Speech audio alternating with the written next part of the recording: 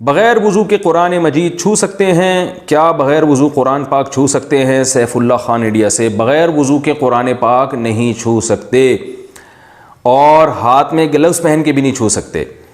بغیر وضو کے قرآن چھونے کے لیے ضروری ہے کسی ایسی چادر سے یا کسی ایسے گلو سے چھوئیں جو ہاتھ پہ پہنے ہوئے نہ ہوں اور چادر اوڑھی بھی نہ ہو، یعنی بالکل آپ کے جسم سے الگ کوئی لباس ہوگا یا کوئی کپڑا ہوگا، اس سے آپ قرآن مجید بغیر وضو بھی چھو سکتے ہیں۔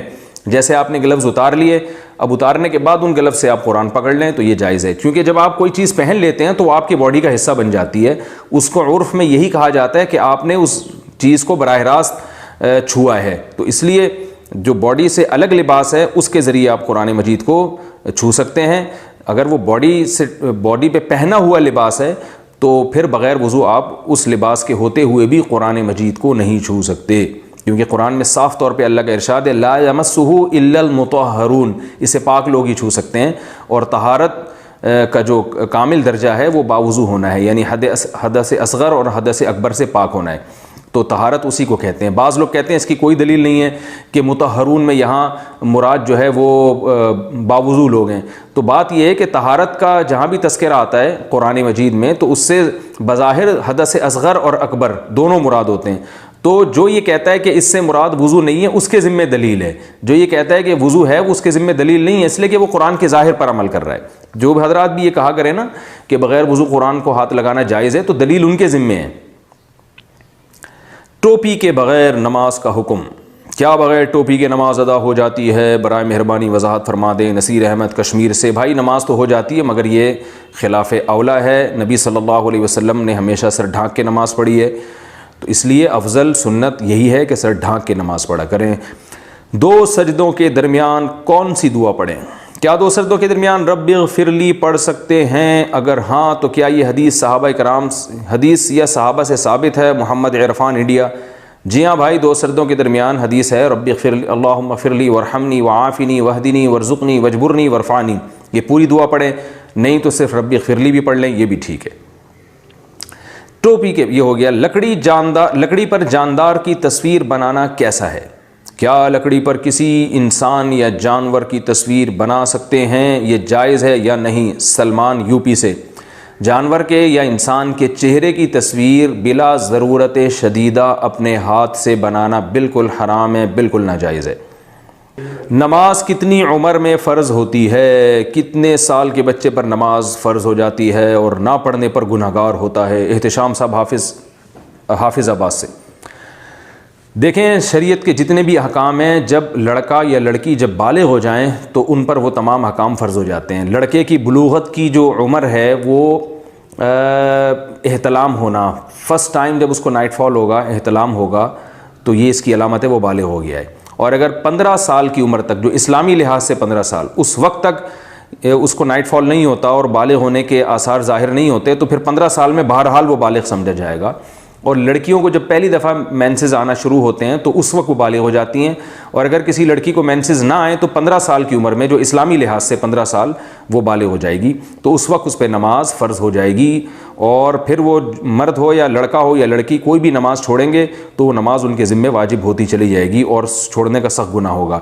یہ تو بچوں پر ہے، لیکن والدین پر شریعت نے لازم کیا ہے کہ بچہ جب 7 سال کا ہو جائے تو اسے نماز کا حکم کریں، اور جب 10 سال کا ہو جائے پھر بھی نماز نہ پڑھے تو اسے نماز نہ پڑھنے پر پھر سختی کریں اس کے اوپر۔ تو ماں باپ پر لازم ہے کہ 10 سال کے بچے کو وہ نماز کا ان کو عادی بنانا ہے، کیونکہ ایسے تو نہیں ہوگا بالغ ہوتے ہی ایک دم شروع کر دے گا، تو اس سے پہلے عادی ہونا ضروری ہے، اور بچہ اس سے پہلے جو نمازیں پڑھے گا وہ قبول ہوں گی اور اس کو ثواب اس کا ملے گا، اس کو بھی ملے گا، اس کے والدین کا بھی ملے گا۔ جم میں موٹیویشن پانے کے لیے کیا سنیں؟ جم میں لوگ موٹیویشن کے لیے جو میوزک وغیرہ سنتے ہیں وہ غلط ہے۔